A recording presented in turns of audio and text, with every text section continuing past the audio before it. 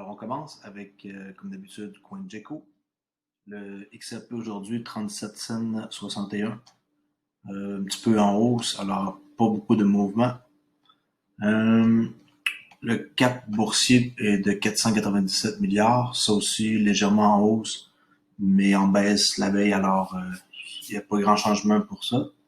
On attend toujours le bull run qui pour faire partir toutes les altcoins là, qui vont suivre les bitcoins quand ça va commencer à décoller.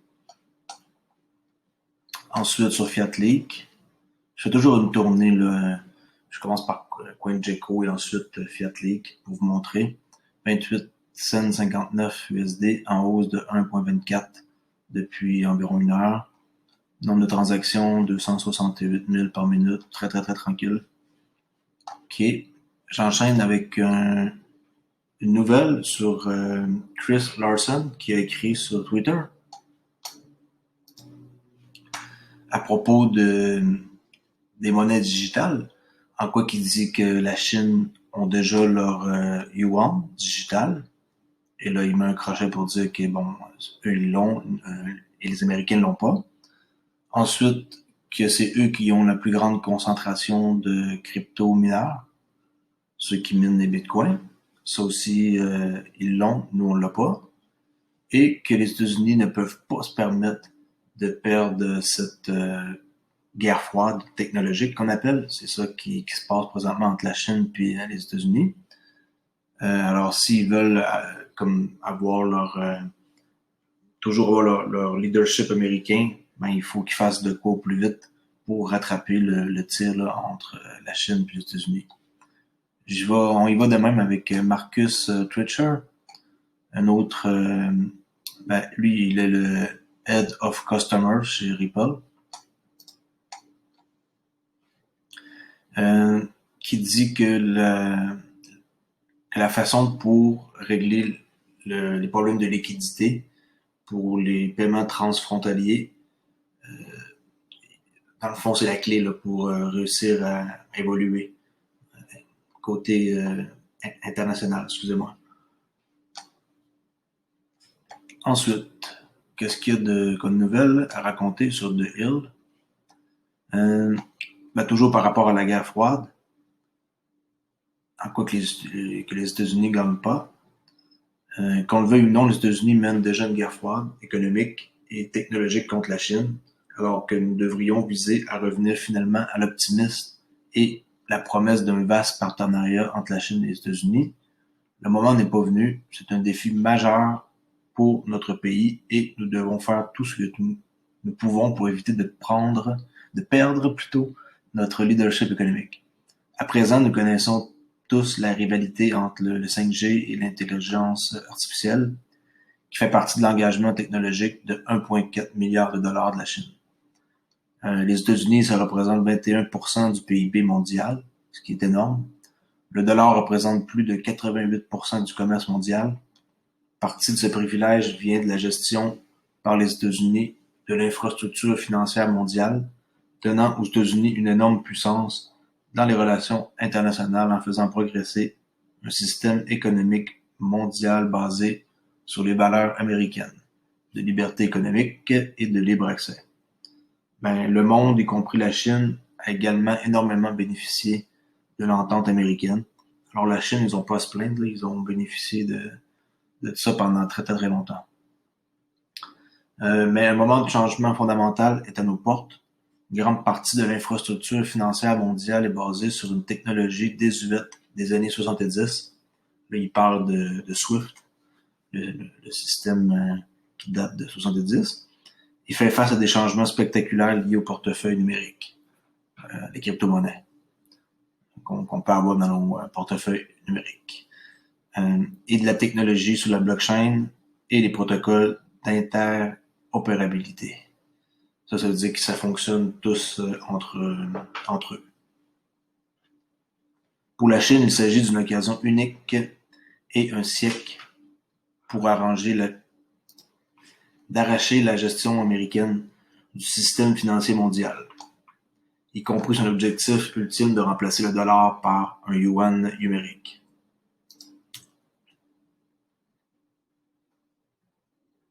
Le reste, je ne vais pas trop lire ça. En passant, cet article-là, c'est écrit par Chris Larson dans The Hill.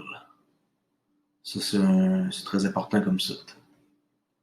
Ensuite, je continue un peu sur la thématique de Space Chain Foundation, parce que je trouve vraiment là, que plus je commence à creuser là-dedans, que je trouve des informations vraiment intéressantes par rapport à l'infrastructure satellite décentralisée. Je monte sur le site. OK. Au cours de la dernière décennie, nous avons assisté à un changement de paradigme dans la commercialisation de l'espace avec un vaste éventail d'entreprises entrant dans l'industrie spatiale. Il est désormais possible de trouver des fournisseurs de services pour chaque étape d'une mission spatiale, des concepteurs de puces et des fournisseurs de microsatellites, aux fournisseurs de lancement et aux services de station au sol. Autrement dit, il y a encore plus d'entreprises qui sont en train d'offrir leurs services pour faire affaire avec Space Chain. Space Chain Foundation vise à cibler ces défis en créant un consortium d'alliances pour la création d'une infrastructure satellitaire décentralisée DSI. Un réseau maillé d'engins spatiaux hétérogènes détenus et exploités en orbite terrestre basse, LEO, et par plusieurs parties dans plusieurs juridictions.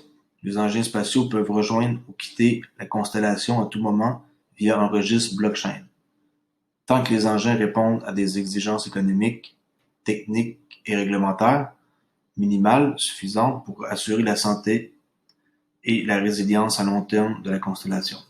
On voit ici, je vais vous montrer l'image là. Et je trouve ça vraiment intéressant là, de voir aussi DL, le Distributed Ledger Node. On voit là avec un relais ici, puis on voit très bien que toute l'infrastructure de communication et de navigation est là. Alors, je crois que c'est vraiment comme l'avenir qu'ils vont installer ça sur des satellites orbitaires à base bas, comme on dit. Le registre blockchain. La technologie blockchain prend en charge l'épine dorsale de l'architecture DSI via un registre blockchain. Au cours de la phase d'enregistrement, un satellite certifierait qu'il répond aux normes opérationnelles minimales pour être ajouté au réseau. Une fois approuvé, le satellite se verrait attribuer une clé privée, et c'est exactement la blockchain qui parle, et la possibilité d'acheminer et d'attribuer des affectations DSI via un environnement d'appel d'offres blockchain basé sur un contrat intelligent, smart contract, et voilà. Tout est en train de se placer en œuvre. Il faut juste être patient, puis tenir le coup pendant les prochaines années, puis vous allez être récompensé grassement. Garantissant la transparence et la confiance, bien sûr. OK. Et pour finir, je vais vous montrer un article que j'ai trouvé, même si ça date du 16 juin. Je l'avais jamais vu.